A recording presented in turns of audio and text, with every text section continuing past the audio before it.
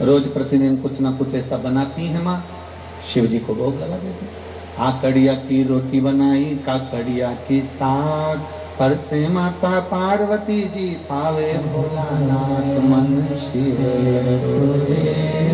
छोड़ दो कपट शिव रटोरे, मन शिव रटोरे छोड़ दो कपट मन शिव रटोरे। आकड़िया की रोटी बनाई, काकड़िया की साग, पर से माता पार्वती जी आवे भोलानाथ मन शिव रटोरे छोड़ दो कपट मन शिव रटोरे। अब पार्वती मैया रोज नए नए पकवान बनाती हैं, शिव जी को भोग लगाती हैं। बाबा भोलेनाथ जी रोज पकवान का भोग लगाते हैं, रोज पाते, रोज आनंद में रहते। पर जैसे जैसे पकवान, जैसे जैसे भोजन श्रेष्ठता में मिलता चले गया, जैसे जैसे श्रेष्ठता में पकवान मिलता चले गया, वैसे वैसे होता है। सुख अगर मिल गया, सुख अगर प्राप्त हो गया तो भजन छूट जाता है।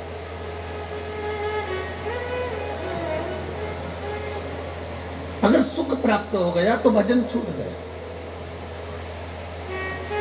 सुख अगर ज्यादा प्राप्त हो गया तो भजन हमारा नहीं होगा। ये सुख का अनुभव है। बैठे रहेंगे, ये सुख का अनुभव। जब ज्यादा मात्रा में हमें सुख मिल जाता है तो हमारा भजन, हमारा कीर्तन, हमारी भक्ति, हमारा स्मरण ये छूट जाता है। अब दुनिया के लोगों को तो मालूम नहीं है कि सुख होता कैसा। घर में बहू आ गई तो लोगों को लगा कि बहुत अच्छा सुख हमारे घर में आ गया, रोज गरम गरम रोटी देगी। अब जिन जिन की आई है वो सब अपने आप में समझ ले। फिर किसी को मालूम पड़ा कि घर में पोता पोती हो जाएगा तो सुख अच्छा हो जाएगा। जिन जिन के घर में पोता पोती हो गए उनसे पूछ लो। किसी को लगा कि डबल मंजिल का मकान बन जाएगा तो सुख अच्छा हो जाएगा। जिनका डबल मंजिल का मकान बन गया उनसे पूछ लो।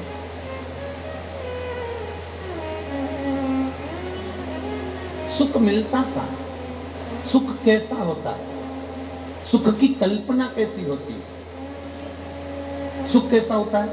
एक ट्रेन की तरह, रेल की तरह। स्टेशन पे तुम खड़े हो, वहां पर बोलने वाली मशीन नहीं लगी है कि इतनी बजे ये ट्रेन यहाँ पहुँचेगी, आधा घंटा लेट है, 15 मिनट लेट है, ट्रेन का नंबर ये है, ट्रेन का नाम ये है, वो ट्रेन 2 नंबर प्लेटफार्म पे पहुँचेगी कि 1 नंबर पे पहुँचेगी। वो मशीन, वो बोलने का स्पीकर स्टेशन पर नहीं लगा। वो बोलने की मशीन स्टेशन पर नहीं लगी है। और जिस स्टेशन पर बोलने की मशीन नहीं लगी होती, जिस स्टेशन पर बोलने के स्पीकर नहीं लगे होते, जिस स्टेशन पर बोलने के लिए कोई माइक नहीं लगा होता, तो जो जाने वाला यात्री है ना, जिसको यहाँ से अपने मैनपुरी से जिसको आगरा जाना है, तो अगर मालूम पड़े मशीन नहीं लगी है, स्पीकर नहीं लगा है, तो जो भी ट्रेन आती है ना, तो जाने वाले व्यक्ति को यही लगता है कि मेरी आ रही है, अब आ रही है, आवाज़ आ रही है, आ रही है, आ रही है, आ रही है। और जो ट्रेन सामने आती है वो तो तुरंत निकल जाती, मालूम पड़ा ये तो मालगाड़ी है। फिर खड़ा, फिर दूसरी ट्रेन आई, आ रही, अब की बार ये अपनी ट्रेन आ रही है, तैयारी करके बैग में लेके बस तैयार होकर सामने आया। इतनी देर में मालूम पड़ा कि ये तो दूसरी जगह जा रही थी, मालूम पड़े काशी जा रही है, अब ये बनारस जा रही है। तो फिर तैयार हुआ, आ रही है, आ रही है, आ रही है, आ रही है, और फिर ट्रेन चलते चलते मालूम पड़ा कि ये ट्रेन तो दूसरी जगह जा रही है। बस सुख भी ऐसा ही होता है।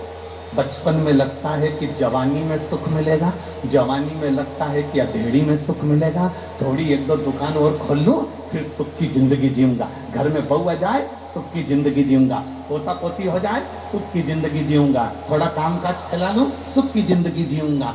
सुख आ रहा है, आ रहा है, आ रहा है। बचपन निकल गया, जवानी निकल गई, अधेड़ी निकल गई, बुढ़ापा आ गया और बुढ़ापे में भी अभी भी काम ना करके बैठे हो, सुख मिलेगा। मालूम पड़े मुंडा से पूरा सोफा सेट निकल गया, आंखों से दिखना बंद, कानों से सुनना बंद, पाँव से चलना बंद, हाथ भी थर थर थर थर कांपे, गर्दन भी धीरे धीरे कांपे और विचार करे कि सुख मिलेगा। सुख वो ट्रेन है, सुख वो ट्रेन है जो आती हुई लगती तो है कि ट्रेन आ रही है, हमारी आ रही है, हम बैठेंगे, हम चलेंगे, हम ट्रेन में बैठकर जाएंगे, पर वो ट्रेन दूसरे की निकल जाती है। सुख होता ही ऐसा है, हर बार लगता है बस ये वाला काम हो जाएगा ना मेरे को अगर वहां का टेंडर मिल गया ना, सारा कर्जा चुका दूंगा। टेंडर मिले तो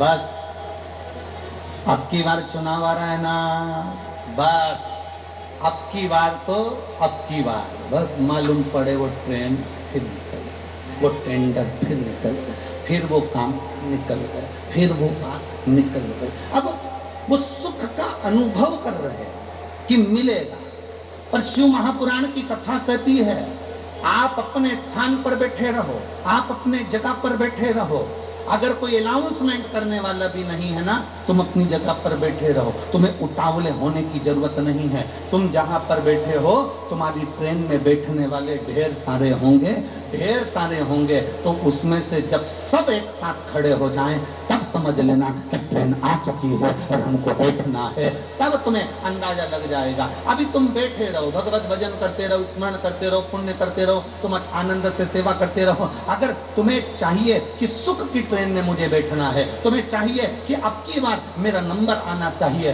तो तुम कुछ मत करो, शंकर की शरण में जाना प्रारंभ कर दो, एक बेलपत्र शिव को चढ़ाना प्रारंभ कर दो, शंकर की अविरल भक्ति करना प्रारंभ कर दो, शंकर पर दही का लेपन कर कर उसका पूजन अर्चन कर कर एक दुर्बा शिव को चढ़ाना प्रारंभ कर दो। शंकर से जितना तुम लाड़ लड़ा सकते हो उतना लाड़ लड़ा लो, उतनी भक्ति कर लो।